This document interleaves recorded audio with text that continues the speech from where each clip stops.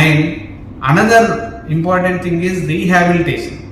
ఒక కాలంలో ఈ ఆపరేషన్ చేసి పేషెంట్ బెడ్ మీదే ఆపరేషన్ చేసి తర్వాత పేషెంట్ బెడ్ మీదే ఉండే పరిస్థితి ఉండేది, ఎందుకంటే అడ్వాన్స్డ్ ఇంప్లాంట్స్ లేకపోవడం వల్ల. ఇప్పుడు ప్రతి పేషెంట్ని ఈ ఆపరేషన్ తుంటి ఫ్రాక్చర్ అయిన వారిని రెండో రోజు కూర్చోబెట్టడం జరుగుతుంది. తద్వారా మిగతా అవయవాలు ఈ రీహాబిలిటేషన్లో భాగంగా వాటిని ఆప్టిమైజ్ చేయడం జరుగుతుంది. మూడోది, ఎవరికి వీలు పడితే వాళ్ళకి వాకర్ పట్టుకొని నడిపించడానికి కూడా వీలు పడుతుంది అనమాట. So rehabilitation is another advance. Last but not least is secondary prevention.